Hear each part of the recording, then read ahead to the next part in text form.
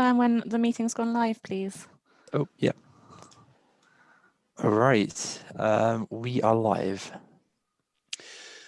Thank you, and good afternoon, and welcome to this meeting of Bracknell Forest Council's executive, which is taking place in accordance with the remote meetings protocol and procedural rules, and is being broadcast. So other than that, the usual rules of debate will apply. Firstly, apologies for absence. Hannah, do we have any apologies? No, none received, Chair. No. Okay, fine. Thank you very much. In which case, if members would please turn on their microphone and confirm that they're present when their name is called. Thank you. Councillor Bettison? Present. Councillor Dr. Barnard? Present. Councillor Birch? Present. Councillor Bruno Walker? Present. Councillor Harrison?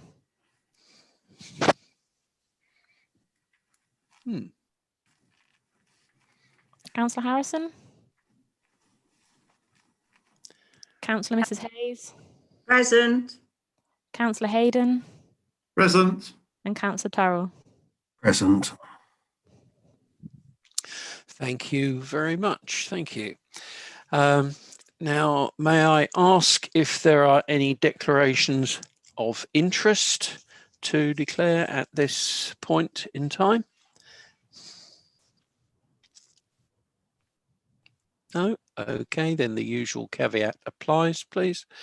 And I would like to ask you to consider and approve the minutes of the meeting of the executive that were held on the 15th of December 2020.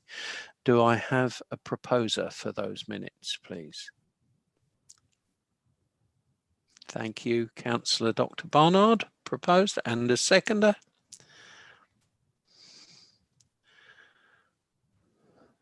Would someone make a noise? Thank you, Councillor Mark Brunel Walker. Thank you. Thank you. And by assent, could you please indicate, so if anybody does not agree with those minutes, would they please show now? I see no dissent. So by assent, they are approved. Thank you very much, everyone. And we'll now move on to, let me just move that up. That's it. To agenda item 5, which is the first order of business. Oh no, I should just say before I move on to that, that under agenda item 4, we do have an urgent item of business, and which I have agreed that will be heard this evening. That is the procurement for lateral flow community testing, and that should be added to the agenda that will be heard in the closed part of the meeting, so it will become item 13. Thank you very much. That moves us on now to agenda item 5, which is the CCTV policy for the council. And could I ask Mr. Damien James to introduce that, please? Thank you very much, Leader. Actually, I'm going to hand on to Sean Murphy, the Public Protection Manager, to talk you through both item 5 and item 6, please. Thank you. Indeed. Thank you. Hello, Mr. Murphy. Evening. Thank you, Leader. Yes, this is the first of 2 papers tonight, which I guess broadly deal with the issue of surveillance. This paper deals with effectively the proposition for a new council-wide policy on the deployment of CCTV. The council itself doesn't have, obviously, a town centre CCTV system, but it does nevertheless use CCTV in a number of its settings, for example, car parks and other settings of that nature. There is also occasions as well when CCTV is deployed for very specific reasons, An example of that would be in the detection of or prevention of fly tipping. Back in 2012, when the Protection of Freedom Act came in, it set up the Office of the Surveillance Camera Commissioner.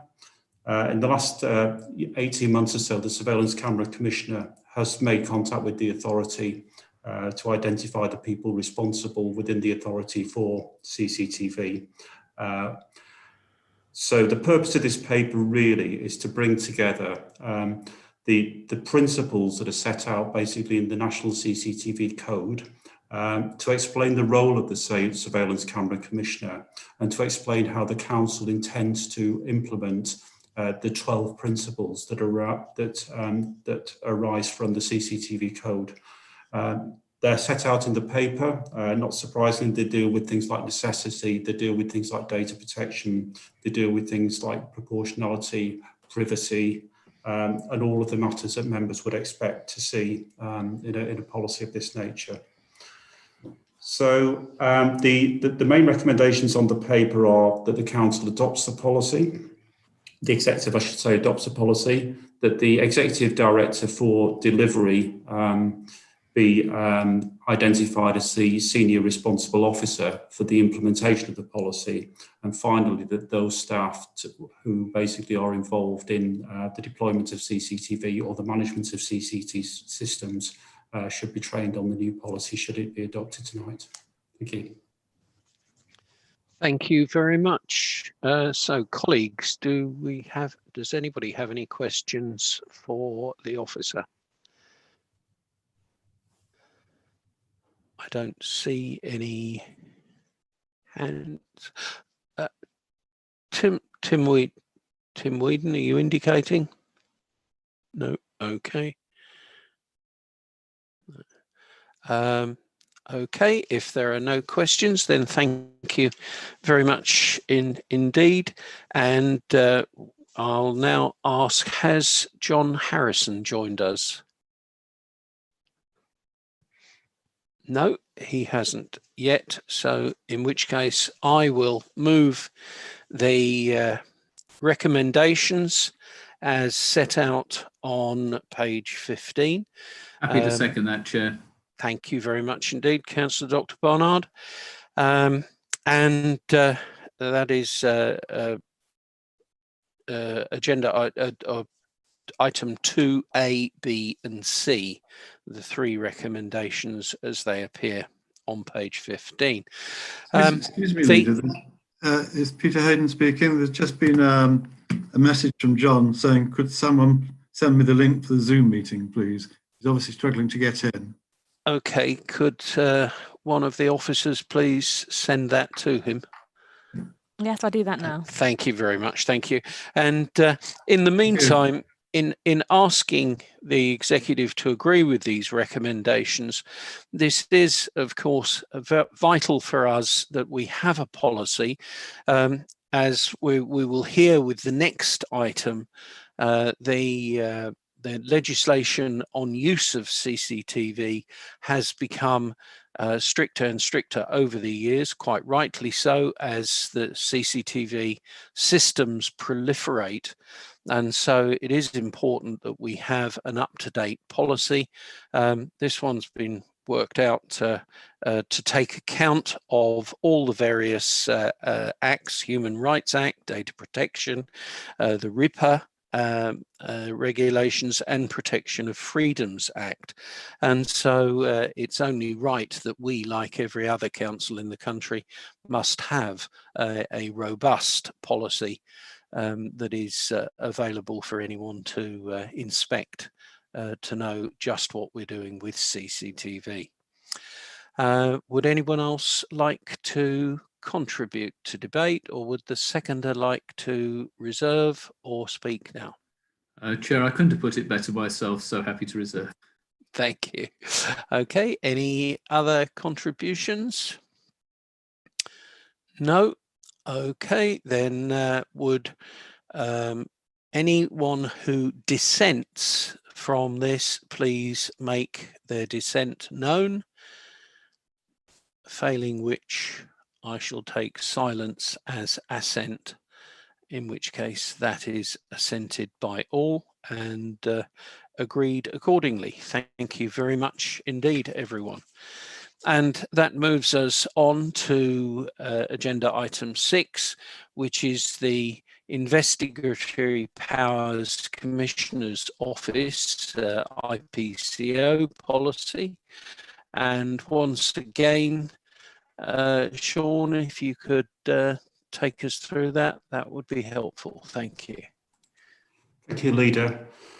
So this is effectively the other side of the same coin. So this is surveillance in the form of covert surveillance, effectively where surveillance is carried out and the person under surveillance is not aware of the fact that surveillance is being carried out.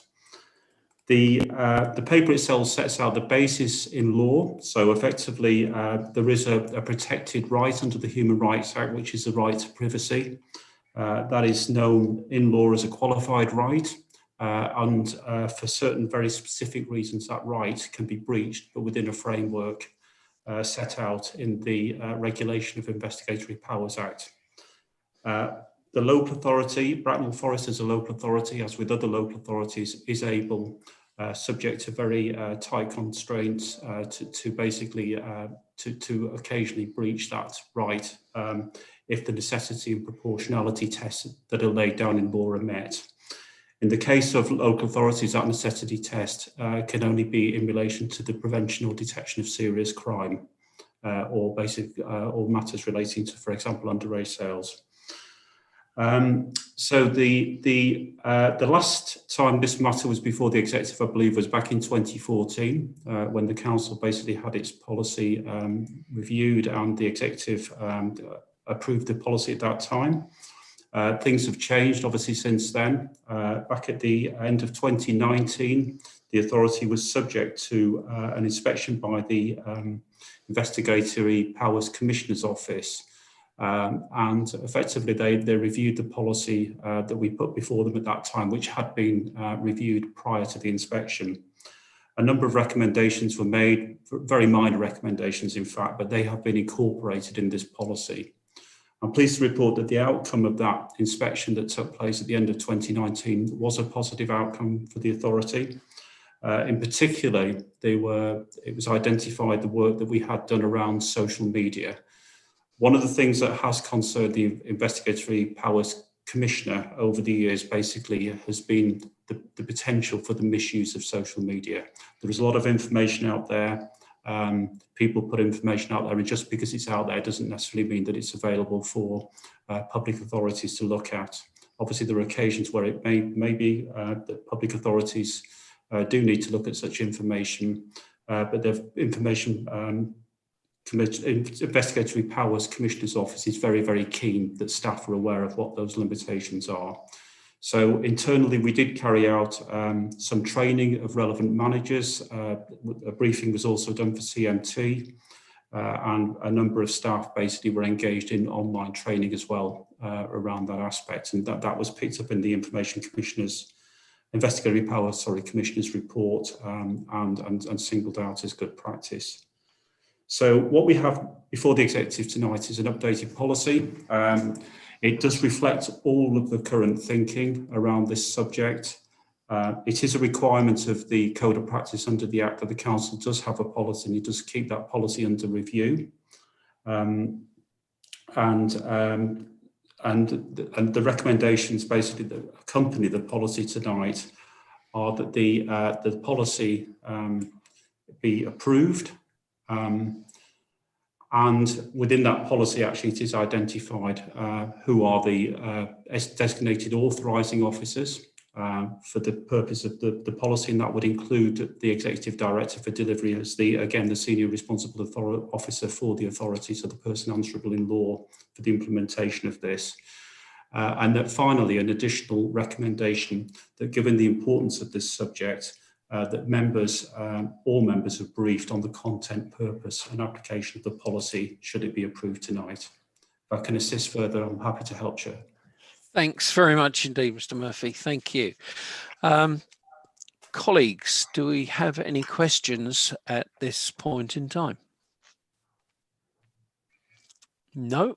Okay, in which case, if we could please record Councillor John Harrison as present, and I can now hand over to him to move this recommendation. Councillor Harrison.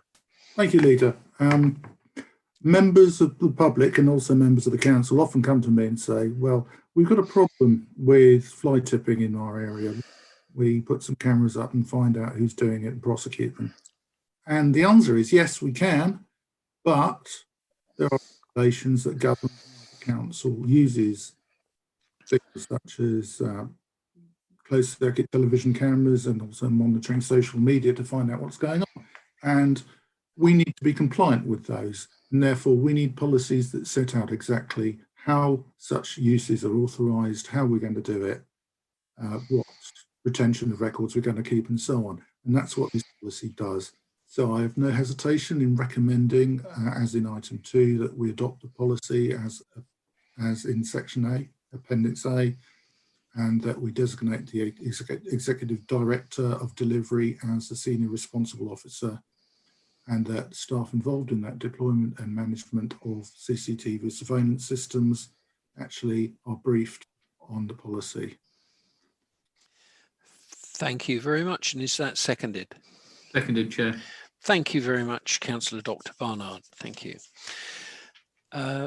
Right. Would anybody else like to contribute to debate? Would the seconder like to speak? No, Chair, happy with the introduction. Okay, thank you. In which case, then, would anybody who would not like to approve this recommendation, please indicate now. And as there is no dissent, by assent, that is passed. Thank you very much, everybody. And that takes us on to agenda item 7, beginning on page 61. And that's the digital and ICT strategy for 2021 to 24. And that's to be introduced by Ms. Bobby Mulhare. Hello. Hello, Welcome. thank you, Leader. Thank you very much. Can I just check you can hear me? Yes, we can. Thank you. Perfect. Thank you. So, so as you can see from the report, this is a new strategy for the next 4 years.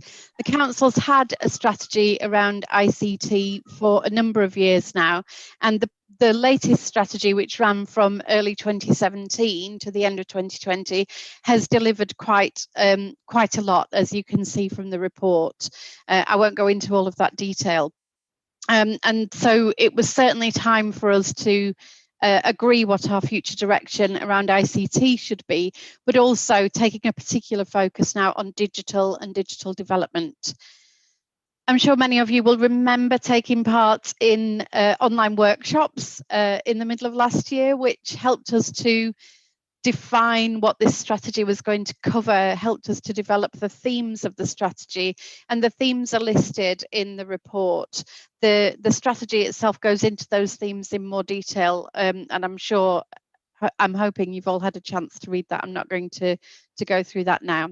The actual work programme around this strategy is reasonably well defined for the first year, but understandably in a fast-moving environment like digital and ICT, the later years are not so well defined. So the plan around the governance of this strategy is that progress will be monitored internally through CMT and existing structures, the ICT steering group, throughout that year, but that we'll bring an annual update back to the executive, and that update will include the worked up, the developed programme for the future years. So on that basis, I'd just like to present that strategy to you, and happy to take any questions or comments.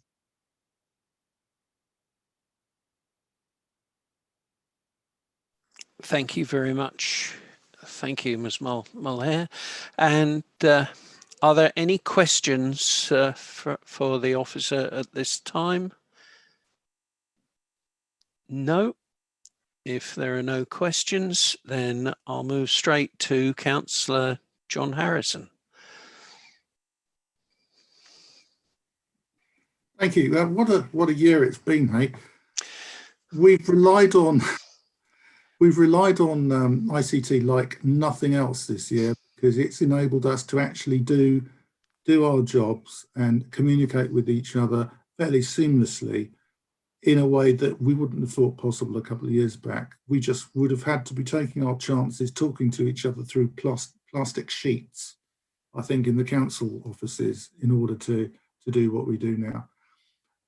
So please convey our gratefulness, our thanks to the whole of your team, Bobby, for that they've done. It's been fantastic over the past year. I'm very pleased to recommend the ICT strategy as set out in the report. So it's section 2, 2.1, 2.2 and 2.3. Thank you very much. Thank you. And is that seconded? Do I have a seconder? Seconded, Chair. Thank you very much, Councillor Dr. Barnard. Any contributions to debate? No. Would the seconder like to speak? Thank you, Chair. I think Councillor Harrison has just said what is the case, which is benefited from such a strong and clear strategy. Indeed so. Thank you. Thank you. And Councillor Harrison, would you like to sum up to that, or are you content? I'm content, thank you. Thank you.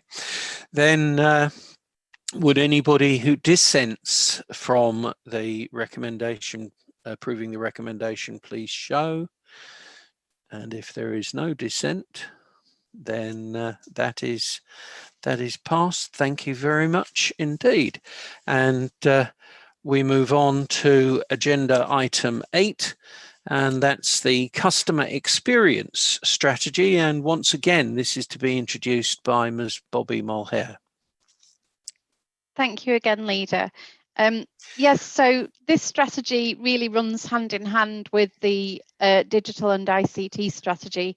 Clearly, digital is going to be a key component of the customer experience strategy, as it has been for many years.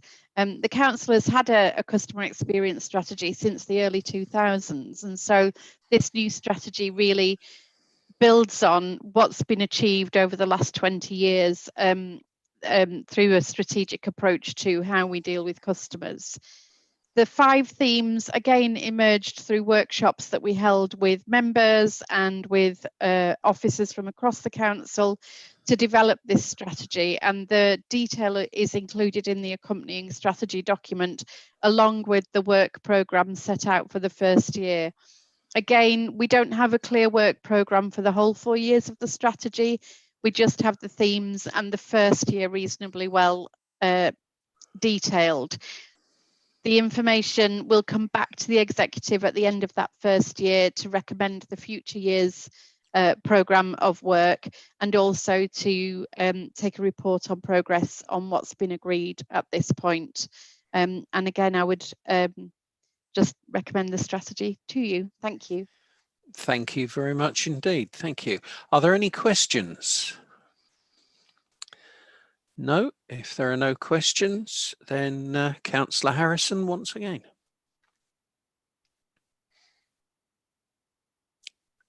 Microphone, please, Councillor Harrison.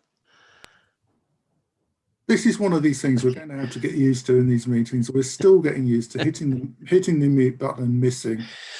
But anyway, customer services, the way that we deal with our residents, it's very important that we're able to have that communication with them, and this strategy sets out how we're going to do that going forward.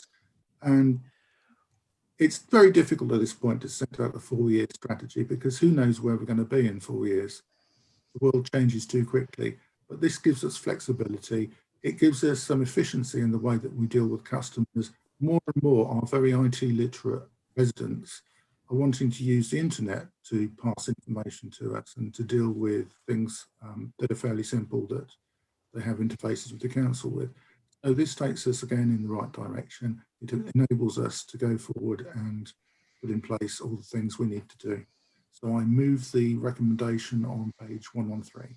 Thank you very much. Is there a seconder? And that's seconded, Chair. Thank you, Councillor Dr. Barnard. Thank you. Would anybody like to speak on this? Councillor Barnard, would you like to? Yeah, I think it's just to say in supporting the recommendation that I think this gives our residents the opportunity as time goes on to engage with the council outside that which we consider to be normal working hours. As many will know, that we where we look at sort of urgent care cases and things like that, that's available out of hours. But I think, as Councillor Harrison said, in moving this recommendation, many of our residents wish to engage with us that fits around their working days, lifestyle and things that they do. So I think by promoting this strategy, we can be clear about what we want to achieve. Recognise actually that it's possible to exchange a larger volume of information in a consistent and repeatable way if it's up to date and available online, and always, as I think has been the case during the pandemic, to urge and remind residents that go to the primary source of information, be it Bracknell Forest Council, it's information about council services, be it the NHS or other key partners, to recognise that third-party bits of information would always be what they want to see. Always go to the source of that information, and there are many ways of engaging with us. And I think this is what this sets out, to make sure we can do that with confidence and retain the confidence of residents going forward. Thank you.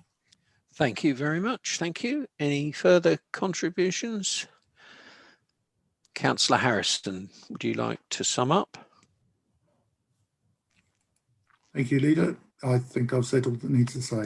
Okay, fine. Thank you very much. Thank you. Would anybody who dissents from the recommendation please show? And if there is no dissent, then, which there is not, then we're all assenting to the acceptance of this recommendation. Thank you very much, and thank you very much, Ms. Mulcair. Thank you. Thank you, Leader. And we move on to agenda item 9, which is the Local Government and Social Care Ombudsman Annual Review Letter. And this is to be introduced by our Chief Executive, Mr. Timothy Whedon. Thank you, Leader. So this, as you say, is the annual report from the Local Government and Social Care Ombudsman. It relates to 2019-2020, so a normal year is in those terms. And I think the report format is simplified this year, and there are two or three points that are worth pointing out. The first is that the number of detailed investigations that the Ombudsman has taken up against complaints from the council is 6, which, if you think of the literally millions of interactions that we have with residents throughout the year, is a tiny proportion of things that go wrong. The second chart is, I think, is on paragraph 5.6. I think it's a little bit misleading because it sort of focuses on the percentage of complaints that are upheld, and it shows us as being the highest. But of course, that masks the fact that we're talking about 5 complaints that were upheld against us. And if you look at some of the others in that list, because the number of our complaints was so low that were investigated. So if I take examples that are nowhere near us, Trafford, for example, which shows up below us on the scale, that represents 19 complaints that were upheld compared to our 5, and even right down at the bottom, Bath and North East Somerset, the number is 6. There are always lessons that could be learned from the complaints, and we do review them seriously. Of the 5 that were upheld, I think it's important that one of them, the LGSCO themselves, says there was no injustice caused by it, and a second one, there was a delay of 1 week, and that was the finding out of an 18-page complaint with many different points, and we were not found against on anything other than the 1. So always lessons, but generally I think a quite positive picture that only 5 complaints upheld out of the many hundreds of thousands or millions of transactions each year. Thank you very much. Thank you, Chief Executive. And are there any questions from colleagues at this point? Yes, Councillor Dr. Barnard. Thank you, Leader. What I'm interested in, Tim, is you've given a good introduction to that. Am I to infer from the information that given a very small number of these investigations took place relative to many other councils, that we should, notwithstanding the fact that, we understand why some are found in our favour, that actually we shouldn't be too surprised that if there are a very small number of investigations, that in some of them, some element of concern would be found. Am I reading this right? Because I know there have been reports in the media, of a high percentage that were found positive. But actually, I'm looking at the total number and thinking, not complacently, but thinking that seems like a very small number. Yeah. And then an element of, concern being found. I mean, am I reading this the right way, or should I be reading it differently? Is really my question. Okay. Well, I've not seen those media reports, but I think that the key thing is that there were 5 complaints upheld against us in the year. And the fact that that's 83% of those that were investigated still doesn't mask the fact that it's only 5 complaints that were upheld against us. And I think that no organisation is perfect. There are things to be learnt and to be examined in all 5 of those, but that as a proportion of the number of transactions that we have, it would be entirely misleading to try and imply anything other than this is a very positive picture that's being painted here. Thank you, Chair, and thank you, Chief Exec, for the clarification on that. Thank you. Thank you very much. Thank you. If there are no further questions, then I'm very happy to move the recommendation at 2.1 that this annual review letter be noted. If that could be seconded, please. Happy to second that. Thank you, Councillor Dr. Barnard. And in moving the recommendation, I concur absolutely with the Chief Executive that in numerical terms, of course, this is a low figure of which most other authorities would be extremely envious, and that it is a rather strange way that the Ombudsman seems to have adopted lately, whereby any complaints that are set aside immediately just don't count in the so if there were 100 complaints that never went anywhere because the Ombudsman felt immediately that they were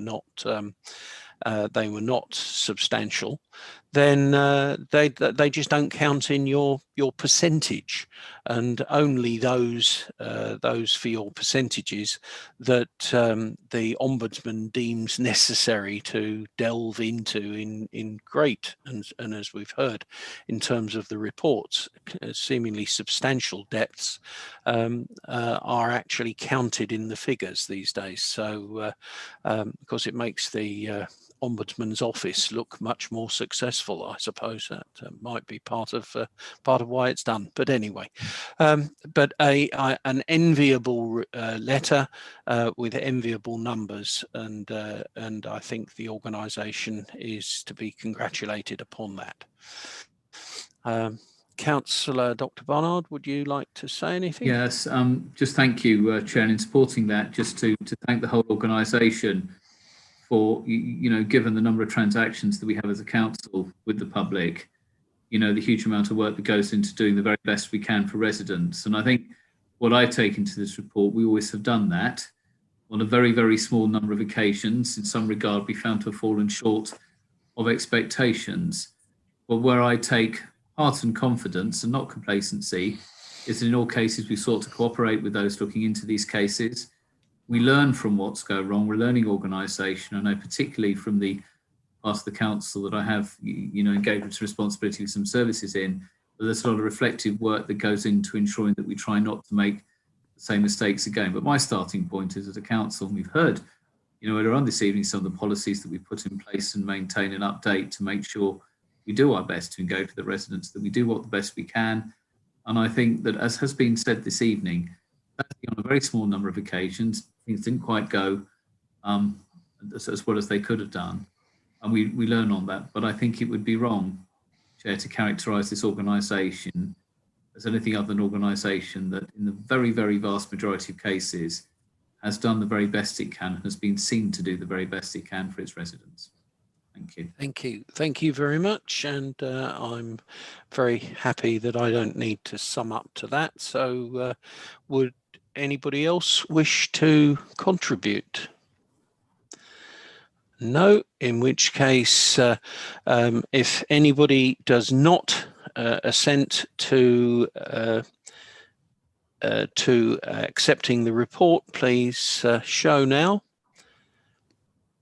And therefore, I take everybody's assent that the recommendation be carried. Thank you very much, everyone. Thank you, Chief Executive.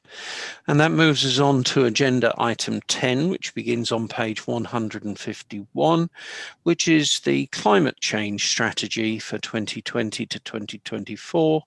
And that's to be introduced by the Executive Director of Delivery, Kevin Gibbs. Mr. Gibbs. Thank you, Leader. This report seeks the Executive's approval of the Bracknell Forest climate change strategy. The Executive will note that it commissioned officers, in response to the motion passed in full Council, to review the Council's work on climate change to date, to research the current thinking on this priority, and to bring forward a new climate change strategy and action plan with measurable and ambitious targets. This strategy was developed in line with that motion as agreed in July. It recognises that there's a whole council approach required, with every department and every executive portfolio working towards this objective. The Executive will note that the strategy should have been before members in the summer of 2020, but like many strategic priorities, operational urgency resulting from COVID-19 emergency has impacted on this timeline and off this piece of work. However, members will be assured that the projects that underpin this work have been started and are progressing, as these are mainstreamed into department work plans as detailed and authorised in the Council Plan 2020 to 2023. Therefore, there's no need for separate authorisation via this process. The strategy therefore sets a strategic direction for the Council. It defines how Bracknell Forest will measure work against its objective and therefore be able to judge the proposals and any impact of any project brought forward. Put simply, the Council seeks to reduce CO2 emissions to net zero by 2050. Bracknell Forest has a long record of addressing and mitigating man-made climate change. And this was one of the signatories to the Nottingham Declaration in 2007, and its successor, Climate Local, the Local Government Association's 2013 commitment. It has taken positive steps at each stage to address climate change. Since that date, Bracknell Forest area has seen CO2 emissions reduced from 732 kilotons of CO2 in 2005 to 443 kilotons of CO2 in 2018, a 40% reduction. That said, we recognise that this strategy needs to go further and faster in terms of addressing this urgent issue. And in particular with this version of our strategy, looking to engage wider with the community and particularly the schools community who will be the recipients of this piece of work. And at that point, Leader, I will open for any questions. Thank you very much indeed. Thanks, Mr. Gibbs. Colleagues, do we have any questions for the officer? Yeah, Councillor Harrison. Yeah, just a question about the recommendation 2.2. I think the wording is a bit ambiguous where it asks us to agree to formation of an all-member climate change advisory group. Does that mean that all the members of the council are on it, or that all the members of the group are members? Should that just read of a member advisory group? Yeah. Cross party. Yeah. Yeah. I would look to the executive portfolio holder to refine that in as she sees that. Yes. Thank you. Okay, fine. Thank you. Thank you very much. Are there any other questions? No. In which case, I'll pass over to Councillor Mrs. Dorothy Hayes to move the motion. Thank you, sir. And before I go into the recommendations on page 151, which is 2.1, 2.2, I'd like to state something here, which it's actually the statement from the leader of the council, and it's the first page of it. And it says, Bracknell Forest Council has committed itself to becoming carbon neutral. It is clear that delivery on these challenging targets will require the whole council, members and officers. I would also add that our residents, as it was put earlier, and at schools, the importance of our volunteers. And I know that they are behind us because as Councillor Harrison brought up the subject of 2.2, I can say the councillors that assisted me on the cross-party steering group of the green food waste went so well. This is why this recommendation before us will take us further, all together on a very important subject. And I cannot fault the work these officers have put into these papers. The strategic paper is excellent and I commend it. That's all I need to say, sir. Thank you very much indeed. And is that seconded? Thank you, Councillor Turrell. Fine, thank you. Councillor Turrell, would you like to say anything? Yes, thanks, Leader. I would, and I would also agree with Councillor Mrs. Hayes that this is a very clear strategy. I welcome that because I think it will help to get things done. People can see very clearly from it the projects that have already been done by this council and the kind of benefits that have been achieved. Going forward, they can see the work in progress, and it also helps with this because this issue of climate change is going to involve future opportunities and developments in technology, and that people can see from a strategy such as this where they're likely to be tackled within the council. And if we've got clear demarcations and clear ownership of various aspects of tackling climate change, then I think that means that things will be taken forward somewhat faster and more clearly. It is very much, it is very important that we tackle this and that we make use of the time that's available. I think the impetus that has come from government in recent announcements, the bringing forward from 2040 to 2030 of the of electric vehicles, and the work that the government is doing towards the COP26 summit, it means that there will be more announcements coming.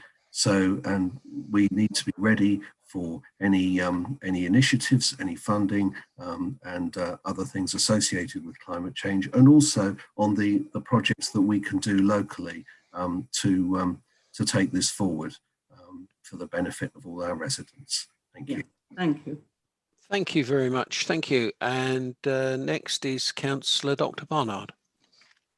Thank you, Chair. Agree with everything that's been said. I think what I like about this particular policy and approach and update is that it's pragmatic, practical and deliverable. What's really important is for an organisation like Bracknell Forest Council is to make sure that what we seek to do with our residents, you know, co-producing with our residents and other bodies, you know, parish councils and groups across the borough, is to make that step change, but in a way that takes everyone with us.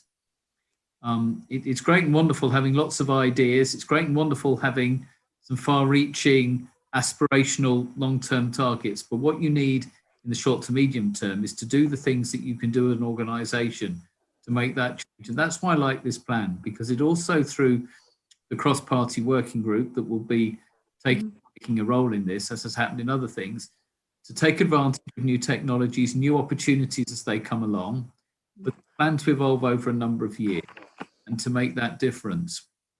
I think what I like most of all is that this is a very, very clear working commitment that this council has. We're delivering on the discussions and debates that we had in full council. The scrutiny session last December, which involved people from outside, showed that this council is open to ideas and initiatives that come from various quarters, but reserves the right, as is absolutely the case, to translate it into a plan that works for all residents. And I think that's the really key thing. Climate change is not the preserve of a few, it's the responsibility and the involvement of everyone in Bracknell Forest. And as with all the other initiatives and things that we've seen in the past, I'm convinced that our residents will rise to the challenge. I think many of us over the last year have seen how little changes can have a significant impact on how we can enjoy the environment we live in, to make sure that the borough is best placed, to support residents of the future. But the other thing I'll finish on saying is, this isn't just to preserve a Bracknell Forest Council. As has been said, the huge conference going on later this year to take stock. But we can all play our part, because even a very small reduction in carbon emissions, if multiplied 120,000 or so people in Bracknell Forest and the 60 plus million people in this country, will make an impact. And I think that's where we can do this. But I think the wording is clear. I think the measures, the understanding of this are clear, and the accountability is clear. And I look forward to supporting my colleagues in taking this forward. Thank you. Thank you, Dr. Barnard. Thank you. And next is Councillor Brunel Walker. Thanks, Chairman. I echo all the comments that Councillor Dr. Barnard's just made. I think with the United States now rejoining, re-signing the Paris Climate Accord, and with COP26, I think we're going to see a raft of announcements and changes to how we as a society operate over the coming months and years, as climate change impacts everything and everyone that we do. From a business perspective, it's really important that we bring everybody with us on the journey. Decarbonising society will be an expensive process, and I think that as we've seen with COVID, the threat that COVID has had to the finances of our businesses, not just in Bracknell Forest but across the country, is huge. And so I'm grateful to see that actually we're taking that sound, pragmatic approach to deliver on this. And it does mean change for everything that we do. It will mean change in housing. It will mean change in the way that housing is built, the way that housing is developed for energy efficiency. We have a world where we try, if you look in other countries where they're building kind of more passive house technology and sort of almost hermetically sealed boxes and ground source heating. I have people who are getting in trouble with the builders because they don't have trickle vents put into their housing and air bricks to provide ventilation. There's a change in mentality that comes through it. And actually one of the things that won't always be popular, these decisions won't always be popular. And as we see with some of the aspects around the introduction of food waste collection, actually the impact that will have on carbon for us, the savings it will generate in carbon for us are immense. And I'll let Councillor Hayes speak on about that. But not every decision will be popular to achieve the goals that we need to achieve over the long term. And I fully support this plan. I look forward to seeing it evolve. I look forward to seeing it develop. And I look forward to making sure that we bring all of our residents on us on the journey that we're on now. Thank you very much, Councillor Brunel Walker.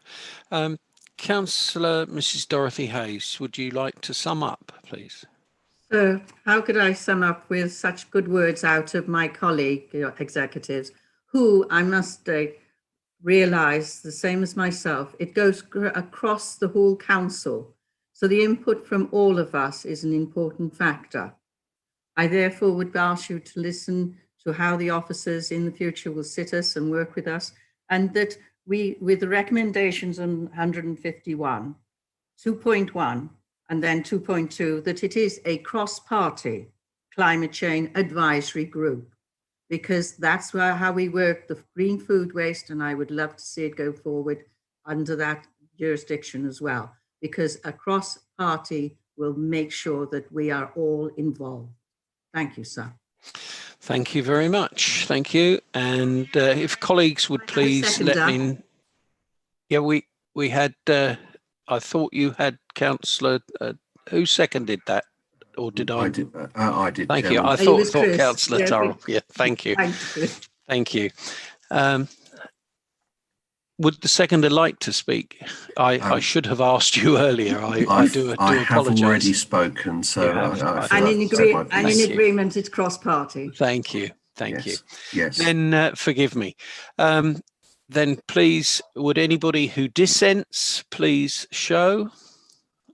And that doesn't surprise me that there is no dissent at all.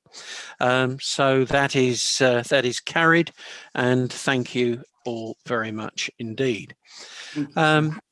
Colleagues, agenda items 12 and 13, the urgent item, includes the likely disclosures of exempt information.